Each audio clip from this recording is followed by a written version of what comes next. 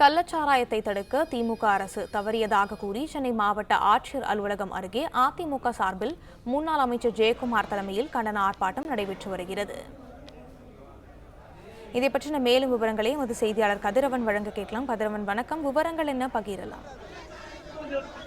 கள்ளக்குறிச்சி பகுதியில விஷசாராயம் அருந்தி சுமார் 50க்கும் மேற்பட்டோர் பலியாகி இருக்கிறார்கள். அது மட்டும் இல்லாமல் 100க்கும் மேற்பட்டோர் பாதிக்கப்பட்டு மருத்துவமனையில சிகிச்சை பெற்று வருகிறார்கள்.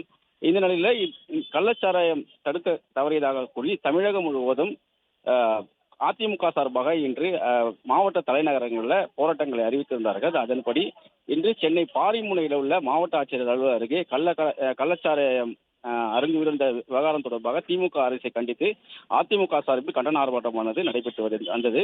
அதிமுக சார்பில் தமிழ்நாடு முழுவதும் இந்த போராட்டம் அறிவிக்கப்பட்ட நிலையில முன்னாள் அமைச்சர் ஜெயக்குமார் தலைமையில இந்த போராட்டமானது இங்கு நடைபெற்றது. இந்த போராட்டத்தில் மாவட்ட செயலாளர்கள் முன்னாள் அமைச்சர் கோகுல இந்திரா, அதிமுக அவைத்தலைவர் தமிழ் மகன் உசேன், மாவட்ட கழக செயலாளர் பாலகங்கா, ஆதிராஜராம், வெங்கடேஷ் பாபு, RS ராஜேஷ் உள்ளிட்ட 5க்கும் மேற்பட்ட மாவட்ட செயலாளர் கலந்து கொண்டார்கள். அவர்கள் சார்ந்த அதிமுக தொண்டர்களும் 500க்கும் மேற்பட்டவங்க கலந்து கொண்டு கண்டன கோஷங்களை எழுப்பினார்கள். முதல்வர் ஸ்டாலின் அவர்கள் பதவி விலக வேண்டும் என்றும், இந்த கள்ளச்சாராயத்தை தடுக்க தவறிய மீது நடவடிக்கை எடுக்கப்பட வேண்டும் என்று கண்டன கோஷங்களை எழுப்பி அவர்கள் இந்த ஆர்ப்பாட்டத்தில் ஈடுபட்டு வந்தனர்.